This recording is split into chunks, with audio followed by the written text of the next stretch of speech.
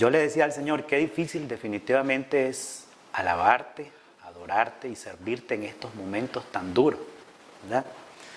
Pero debemos de seguirlo haciendo porque somos hijos del Señor, porque Él nos ama, ¿verdad?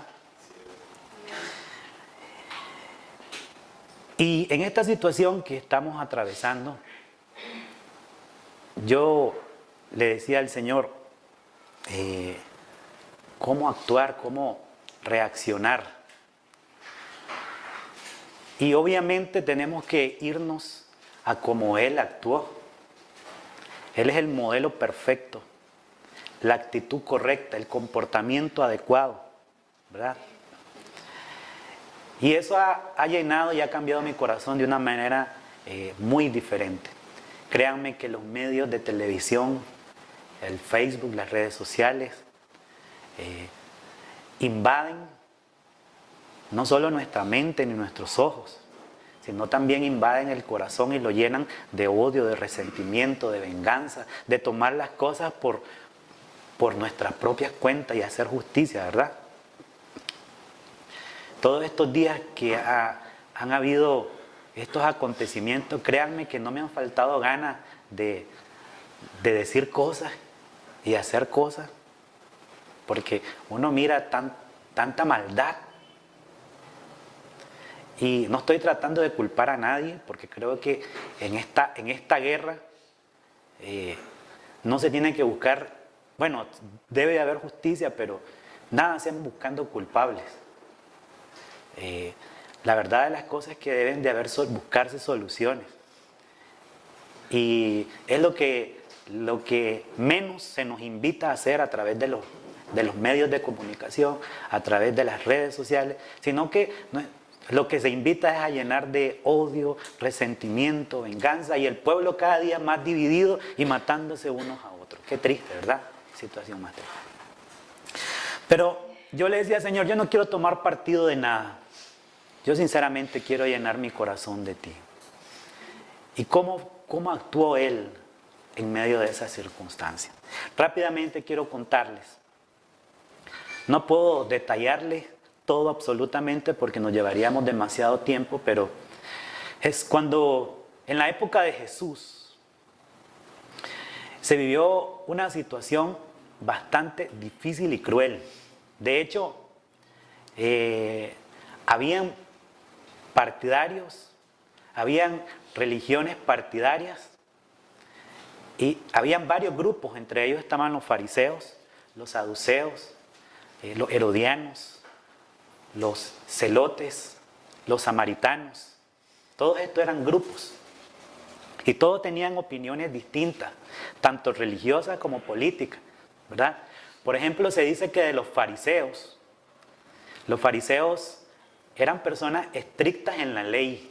Por eso fue que Jesús los criticó, porque ellos le decían a la gente que hicieran, pero no hacían. Pero eran celosos realmente a la ley. Pero una de las cosas por la que ellos eran celosos también y estrictos con la ley era porque se ponían leyes y le ponían leyes a las personas que ingresaban, que por cierto, para ingresar de ese grupo que era pequeño, no era muy grande, se calcula que eran como unos 7,000 personas, pasaban entre 1 mes a 2 años para ser aceptados. Igualmente con los saduceos.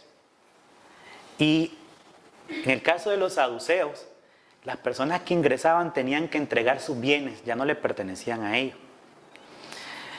No todo era malo realmente en los fariseos, ni en los saduceos, ni en los otros grupos religiosos. Pero en el caso de los fariseos, ellos se imponían leyes porque ellos no querían estar bajo el régimen de Roma. Y una manera en que ellos podían decir, aquí Roma no me manda, era poniéndose leyes ellos, ¿verdad? Era una manera de protestar y de hacerles ver que Roma no mandaba en ellos, sino que ellos tenían sus propias leyes también. Bueno, en los otros grupos como los saduceos, los esenios, tenían personas en cargos políticos, en el famoso Sanedrín también. Y eran personas, en estos grupos, algunos de ellos eran personas muy ricas que favorecían a los romanos por estar bien ellos. Entonces nunca iban a hablar en contra de los romanos. Por ejemplo, encontramos un hecho cuando los fariseos y los herodianos, que eran un partido político, llegan donde Jesús y le dicen: Señor, le presentan la moneda del César, ¿se recuerdan? Y le preguntan que si debe pagársele el tributo a César. De alguna manera querían hacer partícipe a Jesús e involucrarlo en la política. Miren qué interesante. Y viene Jesús, ¿cuál fue su respuesta? Dad al César lo que es del César y a Dios lo que es de Dios. En otras palabras, política es política y Dios es Dios. ¿Verdad? Bueno, pero quiero comentarles también que cuando Jesús nació en una época muy dura. Por ejemplo, Mateo 2, 1 al 7. Cuando Jesús nace, el emperador en ese tiempo, el rey de ese tiempo, Herodes el Grande, que si hablamos de Herodes el Grande, era un personaje cruel. Cuando Jesús nace y se entera de que viene el rey de los judíos y se siente que otro rey que no soy yo está naciendo, se sintió amenazado. Y entonces sucede lo siguiente, leamos. Mateo 2, 1 al 7. Jesús nació en Belén de Judea cuando Herodes el Grande era rey de ese país. En esa época, unos sabios de un país del oriente llegaron a Jerusalén y preguntaron: ¿dónde está el niño que nació para ser rey de los judíos? Vimos su estrella en el oriente y hemos venido a adorarlo. El rey Herodes y todos los habitantes de Jerusalén se pusieron nerviosos cuando oyeron hablar de esto. Entonces Herodes reunió a los sacerdotes principales, oiga bien, y a los maestros de la ley y les preguntó: ¿dónde tiene que nacer el Mesías? Ellos le dijeron: en Belén de Judea, porque así lo anunció el profeta cuando escribió: tú, Belén, eres importante entre los pueblos de Judá, de ti nacerá un príncipe que guiará a mi pueblo Israel. Herodes mandó a llamar en secreto a los sabios y averiguó cuándo había aparecido la estrella. Luego les dijo: vayan a Belén y averigüenlo todo lo que pasa acerca del niño. Cuando lo encuentren, avísenme. Yo también quiero ir a adorarlo. Cuando Herodes se dio cuenta que los sabios lo habían engañado, versículo 16, oiga el versículo 16. Cuando Herodes se dio cuenta que los sabios lo habían engañado, se puso muy furioso y mandó a matar a todos los niños menores de 2 años que vivieran en Belén y en sus alrededores. Así se cumplió lo que Dios dijo por medio del profeta Jeremías. Grandes llantos y lamentos oyó la gente de Ramá. Era Raquel que lloraba por la muerte de sus hijos y no quería ser consolada. Cuando Jesús nace, Herodes el Grande se siente amenazado de que va a nacer otro rey, que no es él. Y toma una decisión cruel: mandar a matar a todos los niños menores de 2 años. En esa época nació el Señor. En esa época tan dura, tan cruel, ¿verdad? Ante un hombre con una característica cruel. Mateo 2, 13 y 14 dice así: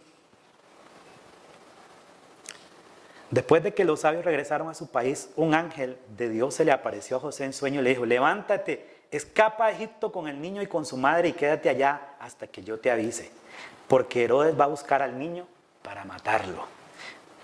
Esa noche José escapó a Egipto con María y con el niño y se quedó allí hasta que Herodes murió. Así se cumplió lo que había dicho por medio del profeta: de Egipto llamé a mi hijo. Es decir, Jesús, María y José tuvieron que huir hacia Egipto a causa de la amenaza de muerte que tenía el niño Jesús.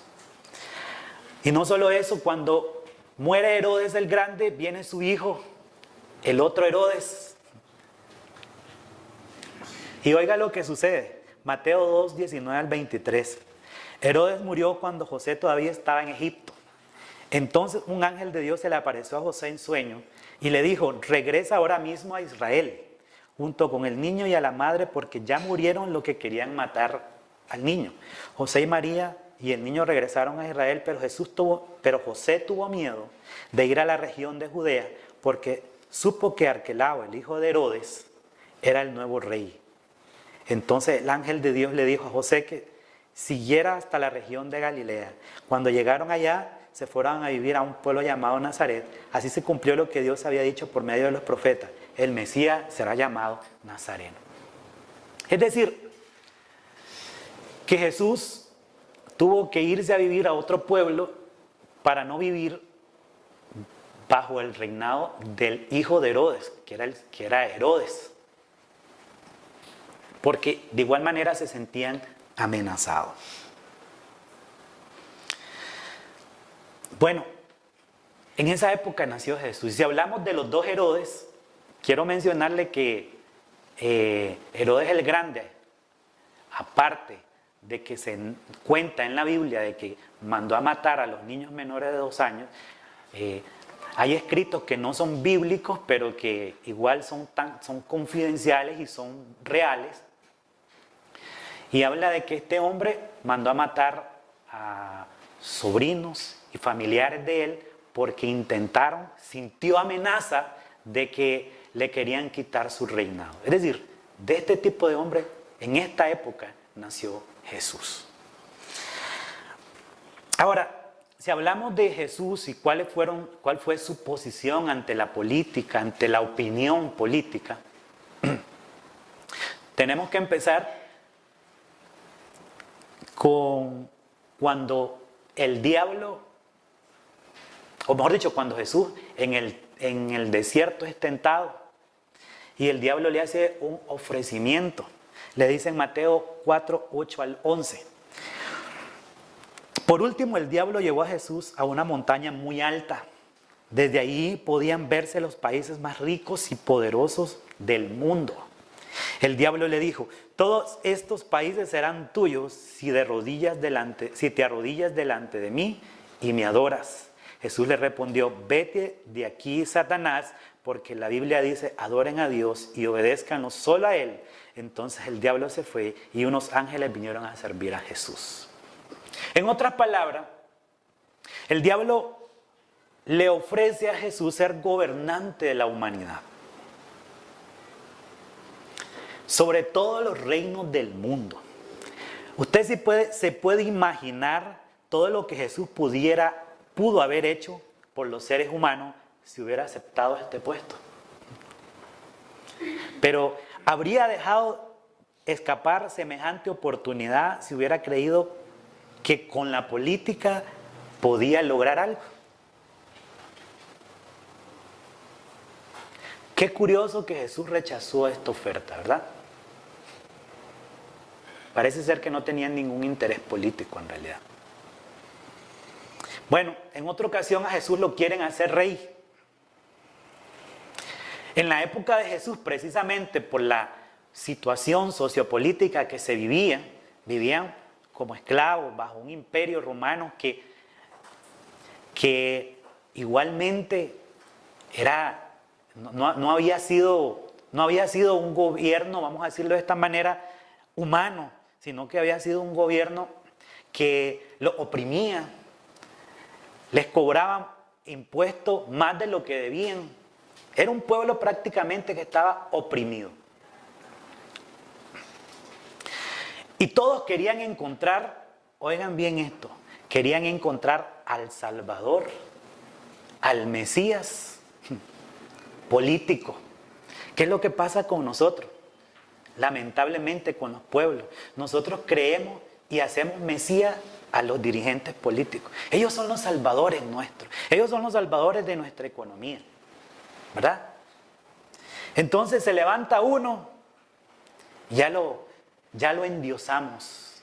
Ya creemos que sin él o ella no podemos salir adelante. En tiempos de Jesús, muchos ansiaban encontrar a alguien que pudiera poner fin a esa inestabilidad política y económica. Pero impresionados por todo lo que Jesús era capaz de hacer, quisieron que Jesús entrara en esa carrera política. Pero la pregunta, ¿qué hizo Jesús? Juan 6, 10 al 15. Jesús le dijo a sus discípulos que sentaran a la gente. Había allí unos 5,000 hombres y todos se sentaron sobre la hierba. Jesús entonces tomó los panes en sus manos y oró para dar gracias a Dios. Después los repartió entre toda la gente e hizo lo mismo con los pescados. Todos comieron cuanto quisieron. Una vez que todos comieron y quedaron satisfechos, Jesús les dijo a sus discípulos: recojan lo que sobró para que no se desperdicie nada. Ellos obedecieron y con lo que sobró llenaron 12 canastas. Cuando todos vieron ese milagro, dijeron, oigan lo que dijeron: de veras, este es el profeta que tenía que venir al mundo. Jesús se dio cuenta de que la gente quería llevárselo a la fuerza para hacerlo su rey. Por eso se fue a lo alto del cerro para estar solo. De nuevo, Jesús se niega a intervenir en la política. Lo podemos ver ahí. Bueno, aquí alguien quiere hacerlo partidario. Esta es otra parte donde alguien quiere hacer... Bueno, dos grupos, los fariseos y los herodianos, quieren hacerlo partidario, político. Un grupo formado por discípulos de los fariseos y por los miembros del partido de los herodianos lo abordaron. Los fariseos estaban a favor de independizarse del Imperio Romano, mientras que los herodianos eran más tolerantes con el dominio extranjero. Tratando de obligar a Jesús a tomar partido, le preguntaron si los judíos debían pagar impuestos a Roma. Marcos 12, 13 al 17. Oigan, después mandaron a algunos de los fariseos y a unos partidarios del rey de Herodes para poner a Jesús una trampa. Ellos fueron y le dijeron: maestro, sabemos que siempre dices la verdad. ¿No te importa lo que digan los demás acerca de tus enseñanzas? Porque siempre insisten que debemos obedecer a Dios en todo. Dinos qué opinas. Y esto es lo que nosotros debemos como cristianos entender. ¿Qué opina Jesús? No es lo que opino yo, no es lo que opina usted, no es lo que opina la gente, ni lo que nos digan los medios ni las redes sociales. ¿Qué opina Jesús? ¿Está bien que le paguemos impuesto al emperador de Roma? Como Jesús sabía que ellos eran unos hipócritas, les respondió: ¿por qué quieren ponerme una trampa? Tráiganme una de las monedas que se usan para pagar el impuesto. Entonces ellos le llevaron una moneda de plata y Jesús le preguntó: ¿de quién es la imagen que está en esta moneda? ¿De quién es el nombre escrito en ella? Ellos le contestaron: del emperador de Roma. Jesús le dijo: denle entonces al emperador lo que es del emperador y a Dios lo que es de Dios. Al escuchar la respuesta de Jesús, todos se quedaron muy asombrados. Les deja muy claro la separación entre la religión y la política. Dar a Dios lo que le corresponde y obedecer a las autoridades en lo que corresponde también. En sí, Jesús era el verdadero Mesías, pero no el tipo de Mesías político que ellos, en este caso los judíos, se habían ideado. Jesús enseña una doctrina que distingue y separa la religión de la política. Ahora, nos preguntamos, ¿significa eso que Cristo era indiferente ante la pobreza, la corrupción y el sufrimiento? Al contrario, la Biblia dice que le dolía ver el penoso estado de la gente. Marcos 6, 33 y 34. Pero la gente que los vio partir adivinó hacia dónde iban. Así la gente de todos los pueblos cercanos se fue a ese lugar y llegó antes que Jesús y sus discípulos. Cuando Jesús bajó de la barca, vio la gran cantidad de gente que se había reunido y les tuvo compasión porque parecían ovejas sin pastor. Entonces empezó a enseñarle muchas cosas. Bueno, y vemos a Jesús sanándolo de enfermedades, liberándolos de demonios, resucitando, porque Jesús entendía que su reino era diferente a la política y que no necesitaba de un cargo político para hacer bien, para combatir la injusticia, para combatir la pobreza. Desde su humanidad, Jesús nos enseña cómo hizo el bien. Jesús no lo vemos emprendiendo una campaña para acabar con las injusticias del mundo. Ni siquiera cuando insistieron en que se implicara activamente en las controversias de aquel tiempo. Y estos ejemplos nos demuestran que Jesús se negó a participar, ya sea con un cargo o ya sea siendo partidario políticamente. Se negó. Sin embargo, Jesús era el candidato perfecto para ser el rey, ¿sí o no? Para liberarlos de la opresión. Jesús era ese Mesías a quien conocían por ser capaz de curar enfermos, resucitar muertos, dar de comer a los pobres.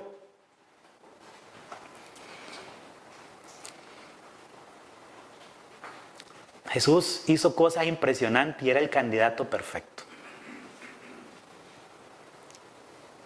Juan 6, 1 al 13 dice así: al ver su poder para hacer milagros, su capacidad de liderar, Juan 6, 1 al 13 nos muestra eso, pero al ver precisamente el hacer milagros, la capacidad que tenía de liderazgo Jesús y su interés por el bienestar de las personas, llegaron a la conclusión que Jesús era el tipo ideal para ser el rey. Juan 6:14 dice: cuando todos vieron ese milagro, dijeron, de veras, este es el profeta que tenía que venir al mundo. Y no era para menos. Su amada nación, su pueblo, estaba en manos de un tirano, bajo un imperio extranjero. Soñaban con encontrar un buen líder que los liberara. Y de alguna manera hicieron presión a Jesús para que participara en la política. Pero el versículo 15 de Juan 6 dice que Jesús se dio cuenta que la gente quería llevárselo a la fuerza para hacerlo rey, pero se fue a lo alto del cerro para estar solo.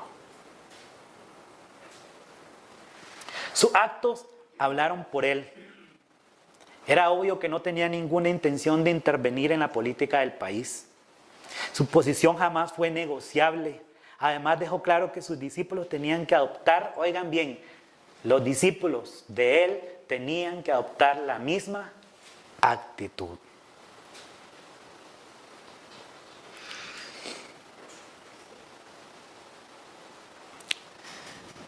En Juan 18, 31 al 39, cuando Jesús es interrogado por Pilato, también observamos que Jesús no tenía ninguna intención de atentar contra el reinado. Pilato les dijo, versículo 31, llévenselo y júzguenlo de acuerdo con sus propias leyes. Los jefes judíos respondieron, nosotros no tenemos autoridad para enviar a nadie a la muerte. Así se cumplió lo que el mismo Jesús había dicho sobre el modo que iba a morir. Pilato entonces entró de nuevo en el palacio, llamó a Jesús y le preguntó, oigan la pregunta que le hace a Jesús, ¿acaso eres tú el rey de los judíos? Lo está interrogando. Jesús les contestó con otra pregunta, ¿se te ocurrió a ti esa idea o alguien te ha hablado de mí? Pilato le contestó, ¿me ves cara de judío? La gente de tu mismo país y los sacerdotes principales son los que te han entregado. ¿qué fue lo que hiciste? Jesús le respondió, yo no soy como los reyes de este mundo. Si lo fuera, oigan esto, mis ayudantes habrían luchado para que yo no fuera entregado a los jefes de los judíos. ¿Qué es lo que pasa en todo el mundo, verdad? Los seguidores ahí andan defendiendo al líder. Pero Jesús dice, si yo fuera esa clase de rey, yo tuviera seguidores que me estuvieran defendiendo, pero no soy de la clase de ese rey.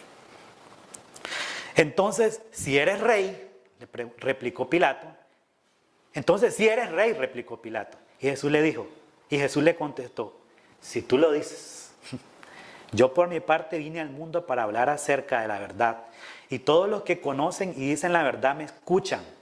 ¿Y qué es la verdad?, preguntó Pilato. Después de decir esto, Pilato regresó a donde estaba la gente y le dijo, no encuentro ninguna razón para castigar a este hombre. Ustedes tienen la costumbre que yo libere a un preso durante la Pascua. ¿Quieren que deje libre al rey de los judíos? Es decir, que Pilato en ningún momento, cuando interroga a Jesús, se siente amenazado porque Jesús quiera quitarle su reinado. En ningún momento. Por eso Pilato dice, no encuentro ninguna razón para castigar a este hombre. No se siente amenazado absolutamente.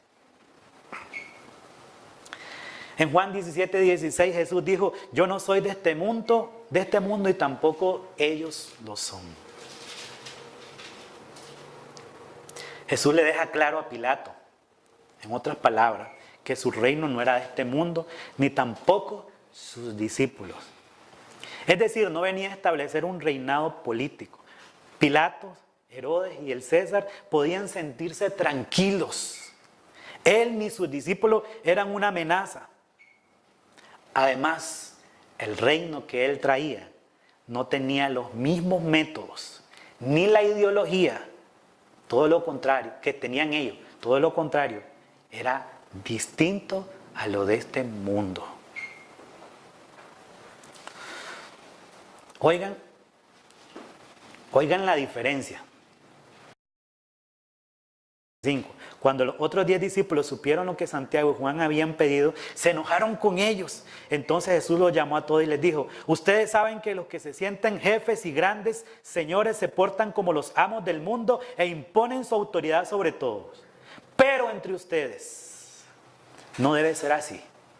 Al contrario, si alguno quiere ser importante, tendrá que servir a los demás. Si alguno quiere ser el primero deberá ser el esclavo de todos. Yo, el Hijo del Hombre, soy así. No vine a este mundo para que me sirvan, sino para servir a los demás. Vine para liberar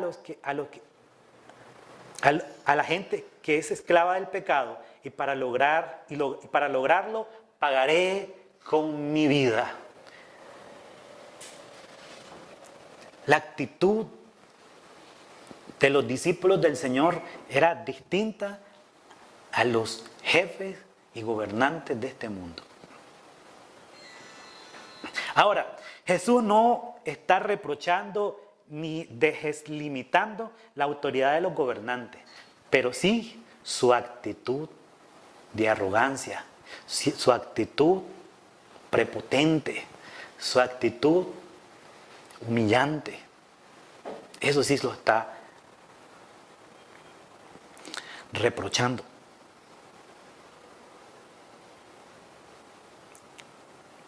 Dice Eclesiastés 8:9, me he dedicado a tratar de entender todo lo que se hace en esta vida y he visto casos en que unos dominan a otros, pero que al final todos salen perjudicados. Bueno, lo cierto es que Jesús no se quiso involucrar en la política porque realmente el poder corrompe al grado de que someten, dominan a quienes no lo tienen, a quienes no tienen el poder, ¿verdad? Y sobre todo son los pobres. Jesús dijo en una ocasión, en una oración, Juan 17:5, y ahora, Padre, dame el poder y la grandeza que tenía cuando estaba contigo antes de que existiera el mundo. Jesús no estaba deseando ni la grandeza ni el poder de la tierra, de esta humanidad, sino que deseaba el poder y la grandeza que conocía, en la que estuvo, en la que vivió, y que era muy diferente a la de este mundo. Es decir, no deseó ser parecido a los reinos de este mundo. Lo cierto es que el poder vuelve cruel e inhumano a los gobernantes cuando se sienten amenazados su reino. Eso lo vimos en Mateo 2:16, cuando Herodes se da cuenta de que un rey está naciendo y manda a matar a todos los niños, ¿verdad? Pero bueno, hemos hablado acerca de la actitud que Jesús tuvo acerca de la política. Quiero leerles en Eclesiastés capítulo 4, rápidamente. Oiga lo que dice. Si leemos el contexto de Eclesiastés, estamos leyendo, se dice que algunos estudiosos consideran que fue escrito por 3 personas, algunos dicen que fue por Salomón, pero lo cierto es que vemos a una persona frustrada y parece ser que vivían en una época también sociopolítica bastante difícil. Entonces, oiga lo que dice. Miré hacia otro lado, capítulo 4. Y esto fue lo que vi en este mundo. Hay mucha gente maltratada y quienes la maltratan son los que tienen el poder. La gente llora, pero nadie la consuela. Entonces dije, qué felices son los que han muerto y qué lástima dan los que aún viven. Aunque en realidad son más felices los que nunca han nacido, pues todavía no han visto la maldad que hay en este mundo. También vi que todos trabajan y buscan progresar solo para tener más que los otros. Pero tampoco esto tiene sentido, porque es como querer atrapar el viento. Es verdad que el tonto no quiere trabajar y por eso acaba muriéndose de hambre. Pero más vale 1 hora de descanso que 2 horas de trabajo, pues el mucho trabajo no sirve de nada. Miré hacia otro lado, ahora está hablando de otra situación, y vi que en esta vida hay algo más que no tiene sentido. Me refiero al hombre solitario que no tiene hijos ni hermanos. Todo el tiempo se la pasa trabajando y nunca está satisfecho. Siempre quiere tener más. Ese hombre jamás se pone a pensar si vale la pena tanto trabajar y nunca gozar de la vida. No tiene sentido esforzarse tanto. La verdad, más valen 2 que 1, porque sacan más provecho de lo que hacen. Además, si uno de ellos que tropieza, el otro puede levantarlo. Pero pobre del que cae y no tiene quien le ayude a levantarse. Y también si 2 se acuestan juntos, entran en calor, pero uno solo se muere de frío. Una sola persona puede ser vencida, pero 2 ya pueden defenderse. Y si 3 unen su fuerza, ya no es fácil derrotarla. Y oigan lo que sigue. Si tengo que elegir, prefiero al joven pobre pero sabio que al rey viejo pero tonto que no deja que nadie lo aconseje. Porque ese rey viejo muere y viene otro más joven, y aunque el nuevo rey haya nacido en la pobreza o haya estado en la cárcel, la gente lo apoya al principio. Sin embargo, con el tiempo habrá muchos que tampoco estarán contentos con él, y esto no tiene sentido. Es como querer atrapar al viento. ¿Entendieron, verdad? Claramente. En otras palabras, para hacérselo más sencillo, bueno, al inicio habla de que hay gente que con poder maltrata a los que no tienen poder, ¿verdad? Y nadie los consuela. Pero al final dice que el rey, cuando ya es viejo, en otras palabras, se vuelve terco. Es solo lo que él quiere, lo que él dice, ¿verdad? Y dice que no acepta consejo de nadie. Pero nace un joven, que fue a la cárcel, que fue pobre, y entonces todo el mundo, ¿verdad? Sin embargo, dice que con el tiempo habrá muchos que tampoco estarán contentos con él. Esa euforia, esa alegría que siente la gente, al final también se desvanece. ¿Saben por qué? ¿Por qué da a entender esto? Porque la gente cree que la solución de sus problemas está en la política. Y que hay un Mesías y un Salvador. Y la gente se llena de euforia con ese. Y este es el que nos va a salvar de la situación que estamos viviendo. Y este es, ¿verdad? Pero va a pasar el tiempo. Y después nadie va a estar contento con él tampoco. Eso dice la Biblia, no lo digo yo. No suele suceder eso.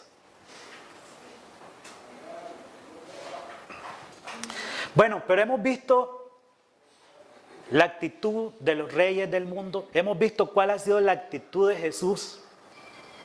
Y como les digo, Jesús no necesitó de involucrarse en la política activamente para hacer lo que hoy es Jesús. Para atacar la injusticia, la corrupción. No necesitó de hacer campaña. Vemos a Jesús atacando la injusticia desde su lugar, desde su posición. Y es que nosotros también, desde el lugar donde estamos, podemos atacar la injusticia, la corrupción, los problemas que agravan a este mundo. Podemos llevar consuelo a los que están llorando, a los que están sufriendo. ¿Verdad que sí?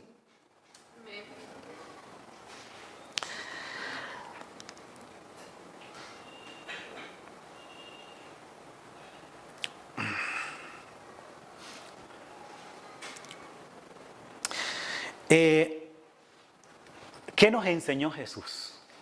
Y es por eso que nos cuesta tanto aceptarlo esto. Yo sé que a raíz de toda esta situación nuestro corazón se llena, ya sea venga de donde venga, ¿verdad? Nuestro corazón se llena de odio, de resentimiento, de venganza. Y yo lo he visto a través de las publicaciones de Facebook.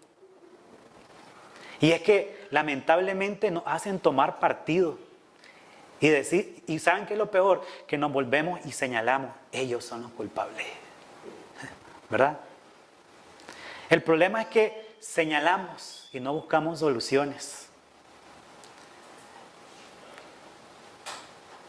El problema es que la gente sigue sufriendo y no buscamos soluciones.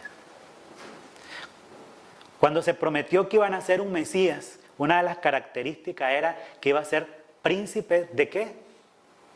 De paz. Y oigan la diferencia, príncipe de paz. Solo con eso nos daba a entender que el rey que venía era un rey que promovía la paz. No era como los demás reyes que se hacían palacios, riquezas, sirvientes. No, este era un rey que iba a promover la paz. Príncipe de paz. Y es que los seguidores del Señor debemos ser promotores del Rey nuestro. Y el Rey nuestro es príncipe de paz. Nosotros somos promotores de paz también. ¿Me explico? Jesús enseñó a orar por quienes nos ultrajan. Dice Mateo 5:43 al 48. Y esto es lo difícil de aceptarlo. Porque uno va a decir, ¿por qué orar por quienes me están haciendo daño? Oigan lo que dice Mateo 5:43 al 48. Esta es otra orden que dio Moisés hace muchísimo tiempo. Amen a su prójimo y odien a su enemigo. Pero ahora yo les digo, amen a sus enemigos y oren por quienes los maltratan. Así demostrarán que actúan como su Padre, Dios que está en el cielo. Quien hace que salga el sol sobre los buenos y sobre los malos. Él es quien manda la lluvia para el bien de los que le obedecen y de los que no le obedecen. Así ustedes amen a quienes los aman. Así ustedes aman solo a quienes los aman. Dios no los va a bendecir por eso. Recuerden que hasta los que cobran impuestos para Roma también aman a sus amigos. Si saludan solo a sus amigos, no hacen nada extraordinario. hasta los que no creen en Dios hacen esto. Ustedes deben de ser perfectos como Dios. Su Padre que está en el cielo es perfecto.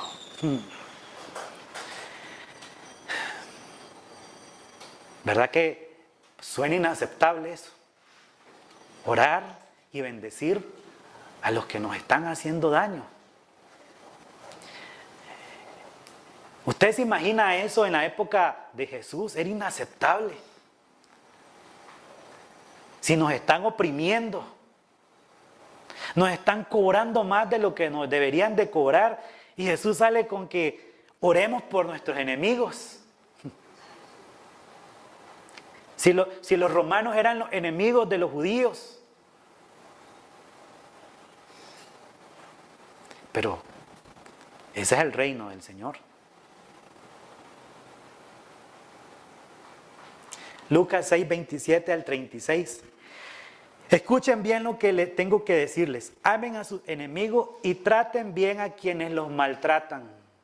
A quienes los insulten, respóndanles con buenas palabras. Si alguien los rechaza, oren por esa persona. Si alguien les da una bofetada en una mejilla, pídanle que les peguen la otra. Si alguien quiere quitarles el abrigo, déjenle que también se lleve la camisa.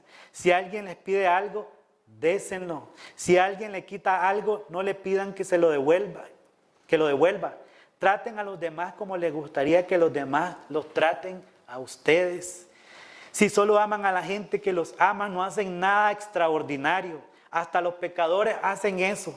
Si solo tratan bien a la gente que los trata bien, tampoco hacen nada extraordinario. Hasta los pecadores hacen eso. Si ustedes les prestan algo, solo a los que pueden darles también algo, no hacen nada que merezca ser premiado. Los pecadores también se prestan unos a otros, esperando recibir muchas ganancias. Amen a sus enemigos. Hagan el bien y presten sin esperar nada a cambio. Si lo hacen, el Dios Altísimo les dará un gran premio y serán sus hijos. Dios es bueno hasta con la gente mala y desagradecida. Ustedes deben ser compasivos con todas las personas, así como Dios, su Padre, es compasivo con todos.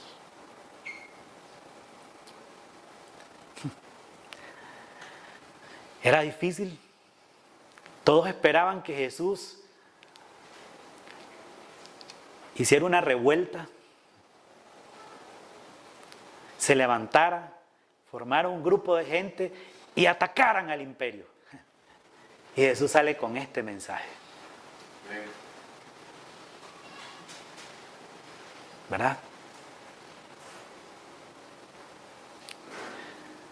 Y es por eso que el reino de Dios se nos hace difícil aceptarlo. No lo entendemos a veces. Se nos hace difícil digerir, pasarlo por nuestro corazón.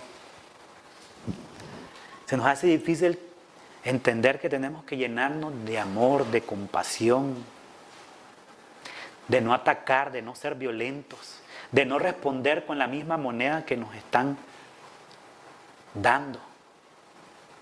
¿Me explico, verdad? Jesús no permitió que su corazón se llenara de odio, de venganza, de resentimiento. Ni quería que sus discípulos también lo hicieran. Y es por eso que Jesús dice, pongan la otra mejilla. Si le quitan, den. Es que la característica de Dios es que Él es bueno, hasta con los desagradecidos, hasta con los malos. Y esa es la característica que debemos de tener todos. Es triste lo que estamos viviendo hoy. Los nicaragüenses se están matando unos a otros. Se están echando la culpa de los tantos muertos. ¿Y sabe qué es lo peor? Estamos haciendo héroes a los caídos. Yo me pregunto, ¿seguiremos haciendo héroes? Pues es hora de ponerle alto a esto. Pero este alto debe empezar desde nuestro corazón. No seguir inculpando a nadie. Busquemos soluciones. Dios hará justicia, eso tengámoslo por seguro. Dios hará justicia. Pero nosotros respondamos como debemos de responder. Promovamos la paz como cristianos que somos. Por eso el Señor dice, si hacen esto de verdad, se van a comportar como hijos del Padre.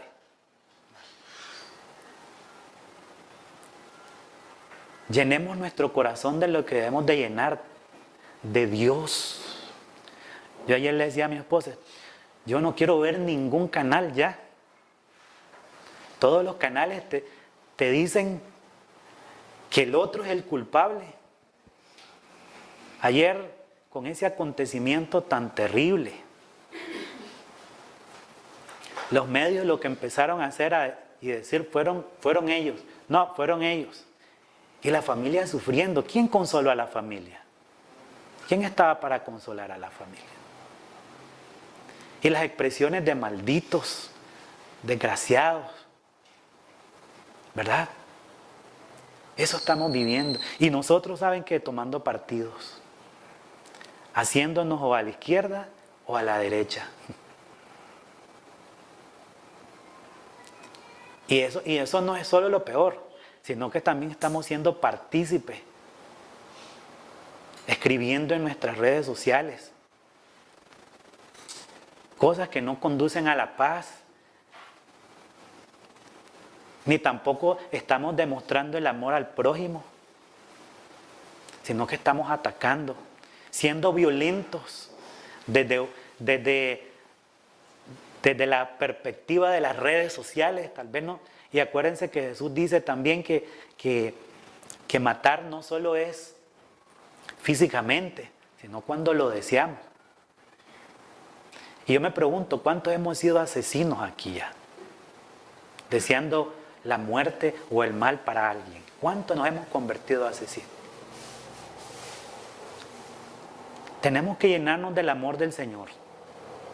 Esta es una época en la que tenemos que buscar al Señor con el corazón, meternos en oración con Él, no dejarnos ensuciar el corazón por ese tipo de cosas que las redes y los medios de televisión nos están llenando. Tenemos que buscar al Señor, seriamente. Busquémoslo con el corazón. Oremos, les hemos invitado a orar. Yo les quiero decir antes de finalizar este mensaje. Todo el que quiera, porque esto es un lugar público para todos. Todo el que quiera, la iglesia está abierta desde las 8 de la mañana. El que quiera venir a orar, venga a orar aquí. Yo me he venido algún tiempo a estar orando en este lugar. No necesariamente los jueves a las 7 de la noche. Óiganme bien, que todos deberíamos de estar aquí a las 7 de la noche. Todos.